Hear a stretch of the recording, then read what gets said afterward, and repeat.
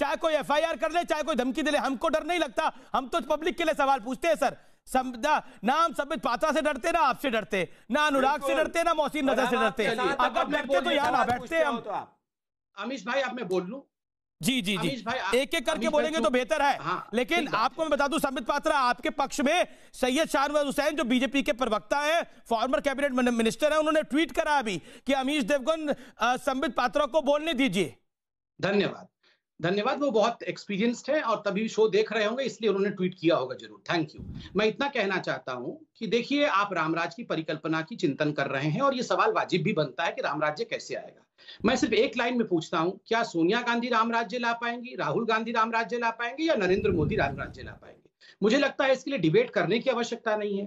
भारत की जनता ने इस परिकल्पना को शुद्धिकरण करने के लिए, इस परिकल्पना को धराधाम पे उतारने के लिए ही नरेंद्र मोदी को बार बार चुना है और एक अकल्पनीय समर्थन के साथ चुना है। और आज हम सब डिबेट भी कर रहे हैं, चिल्ला चोट क्यों कर रहे हैं? इसलिए कर रहे हैं क्योंकि हम सुरक्षित है, संक्रमित नहीं है। अमेरिका जैसी हालत हमारी नहीं है, इटली जैसे। देखिए, आदरणीय सोनिया जी का तो मैं बहुत ज्यादा सम्मान करता हूं। आप बताइए, मायके का गुस्सा ससुराल पे निकालना चाहिए क्या? मैं तो बोलता हूं कि पूरा परिवार मायके पे सुरक्षित रहे, मगर आप वहां घूम के देखिए, वहां उनके घर में क्या हो रहा है। कितनी मृत्यु हो गई है। यहाँ इंडिया में हम सब सुरक्षित है, मेरे जीतू भाई सुरक्षित है, मैं सुरक्षित हूँ, अमीश भाई सुरक्षित है। कम से कम हम एहसान तो मानिए। संबित जी, हम मोदी जी खराब, मोदी जी ऐसे, मोदी जी वैसे। अरे भैया, ये क्या है? संबित अब आपने बोला, अब आपने आपको पूरे 50 सेकंड मिले अपनी बात को रखने के लिए। अब आप जीतू पटवारी को सुन लीजिए। मोहसिन रजा भी इंतजार कर रहे हैं, अनुराग जी भी इंतजार कर रहे हैं। जीतू भाई, जीतू पटवारी, संबित भाई ने अपनी बात को बोली। Jitu, make your point. Jitu, लेकिन पॉलिटिक्स तो आप भी कर रहे थे, आप भी बस यूपी में चला रहे थे, महाराष्ट्र में आपको भी चिंता नहीं थी। अमरीश, दो बातें हैं। एक तो संबित जी ने कहा है कि मोदी जी को चुना। मोदी जी जिस दिन तक भारतीय जनता पार्टी के कैंडिडेट थे, हमारे विरोधी थे। जिस दिन वो देश के प्रधानमंत्री बने, वो मेरे भी प्रधानमंत्री हैं, देश के प्रधानमंत्री हैं। और हर वो अच्छे काम में जिसमें हमारा धर्म बनता है कि देश के प्रधानमंत्री के साथ खड़े रहें। पूरे कोविड में कांग्रेस पार्टी सरकार के साथ खड़ी रही। जिस सोनिया गांधी को आप बार बार कोसते हैं, मक्का कर करके, उन्होंने वक्तव्य के साथ देश के प्रधानमंत्री के सहयोग की सबको गुजारिश की। और जहां तक प्रश्न है, सवाल खड़ा करना हमारा धर्म है, दायित्व है।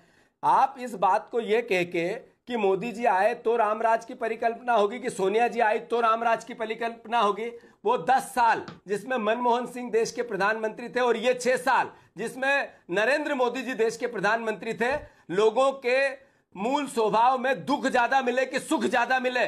जरा इसके सर्वे आप जमीनी करा लो।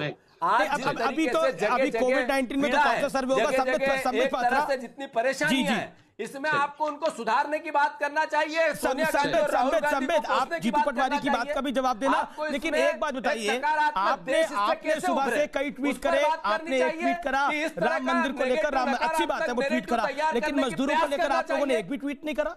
क्यों? क्या मजदूरों की चिंता नहीं है आप लोगों को? चलिए अमीश भाई, आपने शायद आज सुबह 12 बजे पीयूष गोयल जी, जो हमारे आदरणीय रेल मंत्री हैं, उनके साथ एक वार्तालाप हमारी पार्टी, संवाद था आपका, हमारे चैनल पे भी चला है। सुनिए ना, मैं बता रहा हूँ ना। मजदूरों को लेके 6 सवाल पूछे गए। कैसे उनके पैसे रिफंड होंगे जो ट्रेन में उन्होंने टिकट कटाए थे, किस प्रकार से वो कौन से ट्रेन से अपने गंतव्य स्थान तक पहुंच पाएंगे, और पूरा आंकड़ा मेरे पास है। मैं आंकड़ा आपके लिए और आपके व्यूअर्स के लिए रख देता हूँ। आज अब तक, जब तक हम डिबेट कर रहे हैं, 2096 श्रमिक एक्सप्रेस ट्रेन चले हैं। उत्तर प्रदेश के यहाँ मंत्री बैठे हुए हैं, मैं उनको धन्यवाद करता हूं और उनसे आशा करता हूं कि वो योगी जी तक ये धन्यवाद पहुंचाए। आधे से अधिक ट्रेन, 1120 संबित जी, पर आप लोगों को नहीं, संबित जी एक सेकंड, लेकिन आपने बोला आपने पीयूष गोयल जी के साथ चर्चा करी, वो चर्चा हम सबने देखी, वो संवाद जो था वो चला, वो पार्टी टू पार्टी आप लोगों का संवाद था। आप लोगों ने, आपने सवाल पूछे, उन्होंने जवाब दिया, अच्छी बात है, वो चला। मैं पूछ रहा हूं, आपने जो मजदूरों पानी से जा रहे हैं, जिनको गाड़ी नहीं मिल रही, उनके लिए कोई आप लोगों ने अपने ट्वीट में चिंता नहीं जताई? मैं ट्वीट में नहीं, बातचीत करके, सब कुछ करके चिंता जताई है। इसीलिए तो अजय भल्ला, जो कि गृह सचिव है, उन्होंने चिट्ठी लिखा सभी राज्य को, एक स्टैंडर्ड ऑपरेटिंग प्रोसीजर की, कोई भी मजदूर पैदल ना जाने पाए, उसके लिए किस प्रकार की व्यवस्था होनी चाहिए। एसडीआरएफ का पैसा भेजा गया है, 15,000 करोड़ रुपए प्लस 11,000 करोड़ रुपए। जीतू कुछ कहना चाह रहे हैं? एक सेकंड, मैं कंप्लीट कर लूं, फिर जीतू जी आएंगे। जीतू जी बोल रहे थे, मैं सुन रहा था। जीतू जी अच्छे व्यक्ति हैं, बीच में चिल्लाते नहीं है। कोई नहीं चिल्ला रहा, लेकिन बहस तो होनी चाहिए। संबित पात्रा, अगर सरकार की कोई खामी है तो सामने तो आनी चाहिए। बिल्कुल, जीतू भाई मुझसे पूछेंगे, मैं जवाब दूंगा ना। मैंने उनको, हम भी तो पूछेंगे। हाँ, तो आप सत्ता पक्ष से तो सवाल तो पूछना बनता है ना कि अगर सरकार में बैठे हुए सांसद उत्तर प्रदेश के मंत्री ये कह रहे हैं तो सवाल पूछना बनता है। सवाल पूछना बनता है तो राम मंदिर के राम मंदिर के प्रमाण मिले, ये बड़ा सुखद अनुभव है, लेकिन मजदूरों का बड़ा दुखद अनुभव है। तो मजदूरों की बात भी तो करिएगा।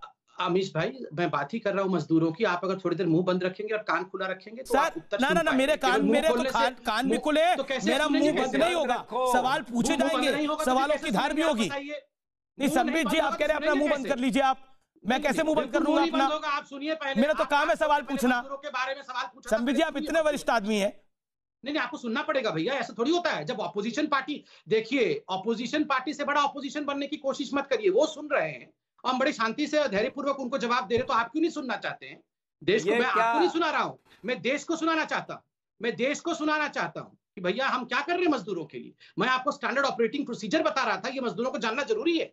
स्टैंडर्ड ऑपरेटिंग प्रोसीजर है, शेल्टर होम्स है। कोई भी मजदूर भाई, हाथ जोड़ के मैं कह रहा हूं, आप पैदल मत जाएं, क्योंकि राज्य सरकारों को ये निवेदन किया गया है, आदेश दिया गया है कि अगर कोई मजदूर पैदल जा रहा हो, आप उनको लेके शेल्टर होम में जाइए। आपके लिए 3 वक्त का खाना और प्रत्येक खाने का 100 रुपए का खाना, 300 रुपए का खाना वहां पर व्यवस्थित रूप से अरेंज किया गया है। फिर बस के माध्यम से आपको श्रमिक एक्सप्रेस ट्रेन ये माँ बस पर जा रही है डॉक्टर पात्रा, ये माँ बस पर जा रही है।